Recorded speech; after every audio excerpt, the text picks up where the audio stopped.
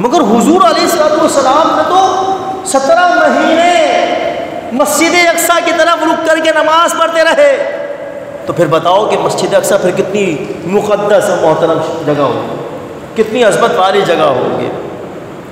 تو اب یہ دیکھا جائے کہ ہمیں پتہ ہی کچھ نہیں, ہمیں خبر ہی کوئی نہیں, ہمیں درد ہی کچھ نہیں.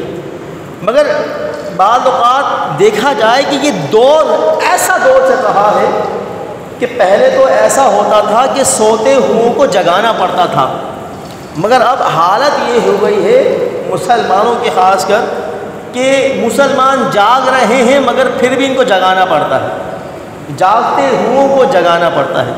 جو سیاڑے ہوتے ہیں, جو بڑے شاطر ہوتے ہیں, جو بڑے ذہین فطین ہوتے ہیں, مگر ان کی حالت بھی یہ ہے کہ ان کو مزید کن ذہن اور غبی سمجھتے ہوئے, نالائق سمجھتے ہوئے ان کے سامنے علم کے حوالے سے علمی گفتگو کرنا پڑتی ہے.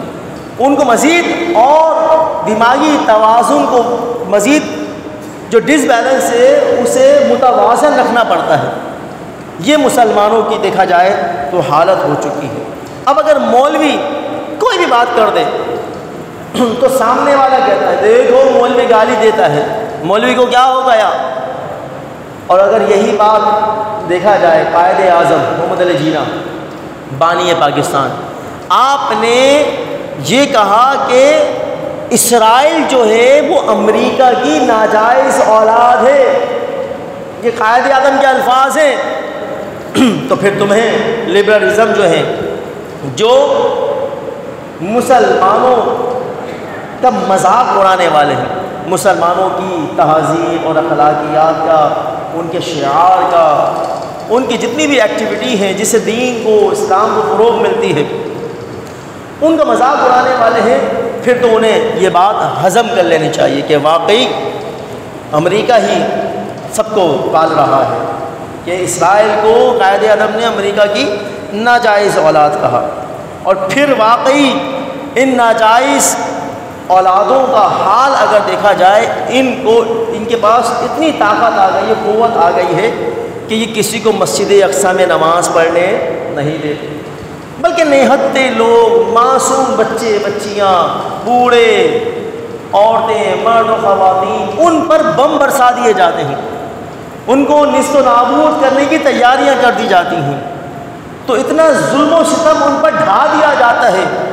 آخر ان کا کیا قصور ہے, کیا ان کا قصور ہے؟ صرف ان کا قصور یہی ہے کہ وہ آزادی چاہتے ہیں, آزاد رہنے والے زندگی گزارنا چاہتے ہیں, صرف یہ قصور ہے. مگر اسرائیل کو یہ بات تسلیم نہیں.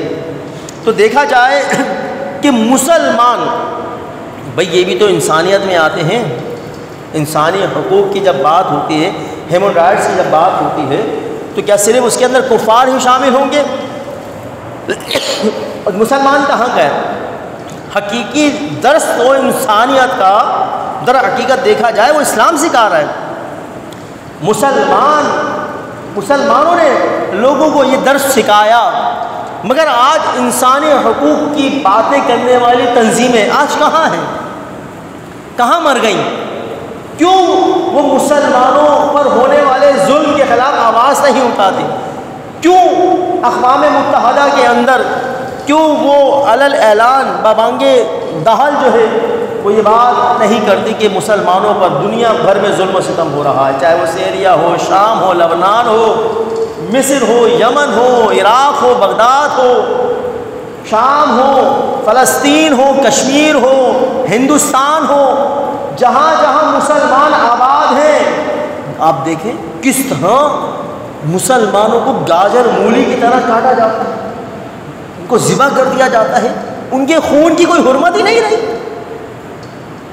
بھائی ان کے مسلمانوں کے خون کی تو بڑی حرمت ہے, لیکن کس طرح جو ہے یہ ظلم و ستم ہو رہا ہے اور کوئی نہیں بول رہا, سب کو سانپ سونگھ گیا دیکھا جائے تو. لہٰذا وہ تنظیمیں جو انسانی حقوق کی باتیں کرنے والے, وہ موم بتی مافیا, وہ آنٹیاں جو خواتین کی بات کرنے والی ہیں, تو وہاں آپ دیکھیں کہ جو مائیں بہنیں ہیں، جو خواتین ہیں، ان کی عزتوں کے ساتھ کھیلا گیا، ان کی عزتوں کا استحصال کیا گیا، تقدس پامال کیا گیا، اور پھر ان پر میزائل اور بم مار کر جو ہے ان کو زندہ درگور کر دیا گیا۔ اتنا ظلم، اللہ اکبر۔ تو پھر کیا کہوں، ان لوگوں کو پھر کیا کہا جائے؟ پھر ان ووٹ مانگنے والوں کا پھر کیا کیا جائے؟ کیا کریں ان کا؟ پھر بتایا، وہ سیاستدان، وہ حکمران، وہ بیوروکریٹس اور 56-57 اسلامی ممالک کے حکمران دیکھا جائے تو سارے بدھ بن گئے۔ صرف 1-2 مسلم قوتیں ہیں، طاقتیں ہیں، وہ بول رہی ہیں، وہ فائٹ کر رہی ہیں،